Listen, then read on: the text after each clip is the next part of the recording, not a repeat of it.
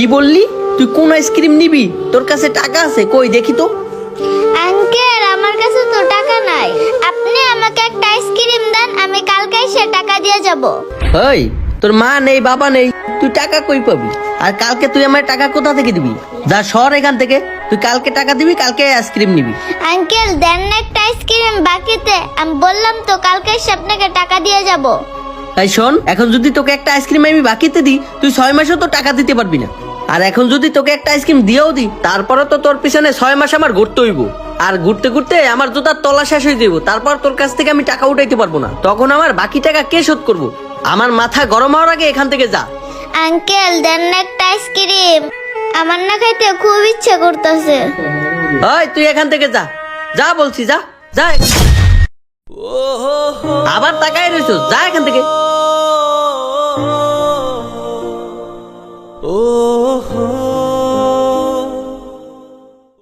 বন্ধু, তাড়াতাড়ি চল, এই টাকাগুলো এখনই ব্যাংকে জমা দিতে হবে।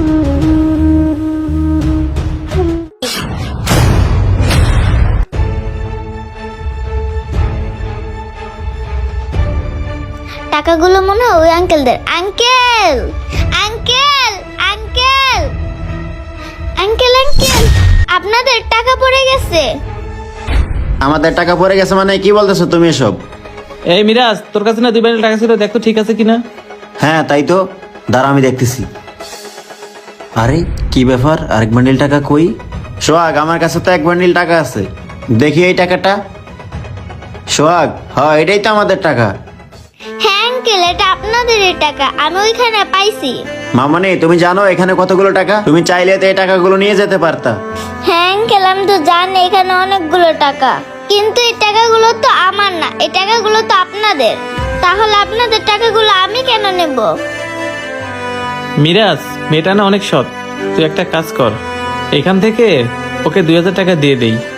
এই নাও মামুনি, এখানে 2000 টাকা আছে, এটাতে তুমি কিছু কিনে খাও। আঙ্কেল, আপনারা অনেক ভালো মানুষ, কিন্তু একটু আগে আমি একটা আইসক্রিমের দোকানে গেছিলাম, আর আমার না একটা আইসক্রিম খাইতে ইচ্ছে করছিল। তাই আমি আঙ্কেলকে বলছিলাম আমাকে একটা বাকিতে আইসক্রিম দিতে, কিন্তু আমি এতিম বললা আমাকে তো আইসক্রিম দিলই না, উল্টা আরো ঘাড় ধরে বার করে দিছে। কি বলো মামুনি, তুমি কোন দোকানে গেছিলা? আমাদেরকে নিয়ে চলো তো। আচ্ছা ঠিক আছে, চলেন। হ্যাঁ চলো।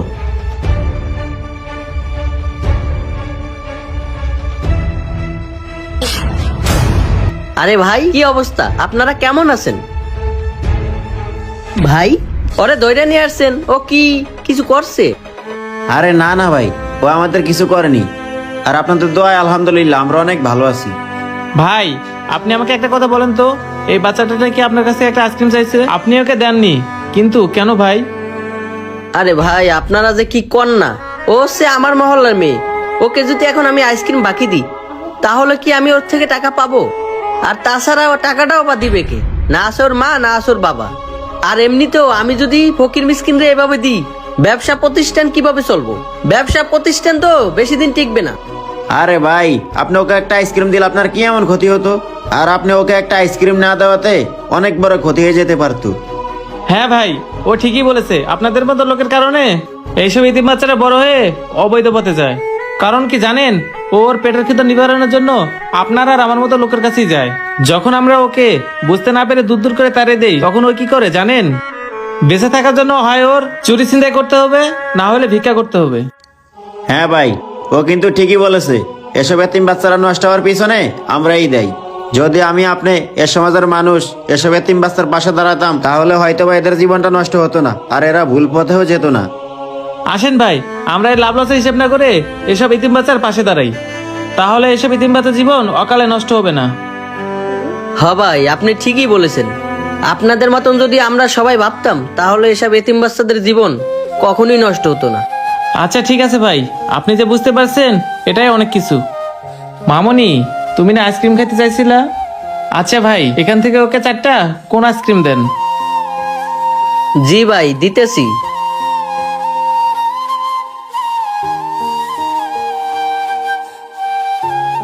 এই যে লও মামনি।